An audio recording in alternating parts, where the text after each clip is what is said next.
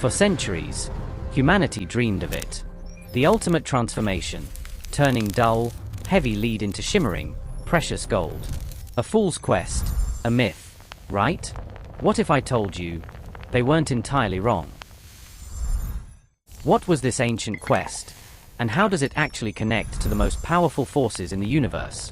Get ready to unlock a truly golden secret. This is QuestHut, making sense of the science all around us, even in the most fantastical ideas. Let's rewind to the era of alchemy. Born in ancient Egypt, nurtured through the Islamic Golden Age, and flourishing in medieval Europe, alchemy was more than just a hunt for gold. It was a fascinating blend of early chemistry, philosophy, astrology, and even mystical beliefs.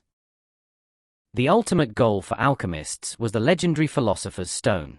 This wasn't just about transmuting base metals into gold. It was also believed to grant eternal life, cure all diseases, and even perfect the human spirit. Quite the multitasker. Their methods involved meticulous experimentation, heating substances, dissolving them, distilling liquids, and burning materials. They were keen observers, documenting changes, albeit through a veil of symbolism and secret language. In essence, they were conducting early forms of chemical investigation. But here's where their grand ambition hit a fundamental barrier. Alchemists were focused on chemical transformations, which only involved the electrons orbiting an atom's nucleus. Think of burning wood, you get ash, but you haven't changed the core elements. Chemical reactions rearrange atoms by interacting with their electrons, but they cannot alter the nucleus and thus cannot change one element into another. This was the crucial scientific understanding they lacked. To truly understand how elements do change, we need to zoom in even further, to the heart of the atom. What truly defines an element is the number of positively charged particles within its nucleus, the protons. This number is the atomic number, and it's like a unique ID for every element on the periodic table. So, to transmute lead into gold, or any element into another, you must alter the number of protons in its nucleus. This is a nuclear process, operating on forces far stronger than those involved in chemical reactions. Now, you might know about isotopes, different versions of the same element with varying numbers of neutrons in their nucleus. They have the same chemical properties but slightly different masses. The first clue that elements could spontaneously transform came from the phenomenon of radioactive decay. Unstable atomic nuclei naturally shed particles, effectively changing their proton count and becoming a different element. Think of uranium gradually transforming into lead over vast timescales, nature's own form of transmutation. Fast forward to the 20th century. Scientists, armed with a deeper understanding of the atom, moved beyond observing natural transmutation to actively forcing elements to change. This marked the birth of artificial transmutation. The workhorses of this modern alchemy are particle accelerators. These colossal machines use powerful electromagnetic fields to accelerate subatomic particles, like protons, neutrons, or even heavier ions, to incredibly high speeds, then direct them to collide with target atoms. The sheer force of these collisions can overcome the strong nuclear force and alter the number of protons within the nucleus. Can we turn lead, an element with 82 protons, into gold, an element with 79 protons? While nuclear transmutation is possible, it's energetically more favorable to start with elements closer to gold on the periodic table. For instance, bombarding platinum, an element with 78 protons, with a high-energy proton can, theoretically, add one to its nucleus, resulting in an atom of gold, an element with 79 protons.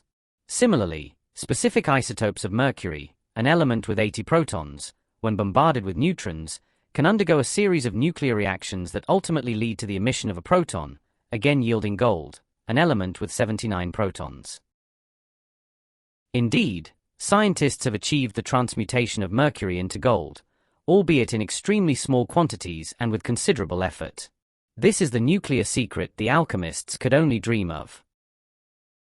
Pioneering scientists like Ernest Rutherford, who first achieved artificial transmutation in 1919, and later scientists like Glenn Seaborg, who synthesized numerous new elements, truly embodied the spirit of modern alchemy, wielding the power to change matter at its fundamental level. But the pursuit didn't stop at turning existing elements into each other. Nuclear physics allowed us to do something even more extraordinary: create entirely new elements that don't exist naturally on Earth. Beyond uranium, the last naturally occurring element in significant amounts, lies a vast landscape of transuranic elements, from neptunium to oganesson, all synthesized in laboratories. These elements, often highly unstable and existing for mere fractions of a second, represent a profound expansion of our understanding of the universe's fundamental building blocks. And these extreme scientific feats aren't just for expanding the periodic table. The same principles of nuclear transmutation are crucial in fields like medicine, where we create specific radioactive isotopes for vital diagnostic imaging and targeted cancer treatments, and in energy production, powering our world through controlled nuclear reactions. So, if we can do it, why isn't QuestHut cornering the gold market? Well, here's where the dream crashes back down to Earth, with a very energetic thud. First and foremost, it's astronomically energy intensive. Running these colossal particle accelerators demands staggering amounts of electricity. Think powering a small city for days just to create a few atoms of gold. The energy costs alone would make the resulting gold worth far, far less than what you started with. Second, the yields are incredibly tiny. We're talking about producing atoms, maybe picograms or nanograms at best. To get enough gold for even a small ring using these methods would likely take centuries and cost trillions of dollars. Definitely not a viable business plan. And third, often the gold atoms produced through these nuclear reactions are unstable and radioactive. So, congratulations, you've made gold. That might also give you radiation sickness. Not exactly ideal for jewelry.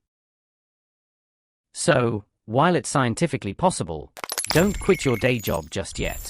If anyone actually pulls off making commercially viable gold from other materials, the QuestHut team will be sending you tons of raw lead, mercury, or platinum, along with the bill for the particle accelerator. In the end, the ancient alchemists never achieved their elusive golden dream. Yet, their tireless experimentation, their meticulous observations, and their fundamental inquiries into the nature of matter laid the crucial groundwork for the science of chemistry.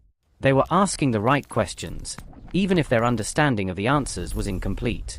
The true magic isn't in the monetary value of gold, but in the profound understanding of the universe that nuclear physics has unlocked. The ability to manipulate matter at its most fundamental level, to create new elements, and to harness the power of the atom. That is the real transformative power we've discovered. It's the enduring human quest for knowledge, turning seemingly impossible dreams into tangible scientific realities.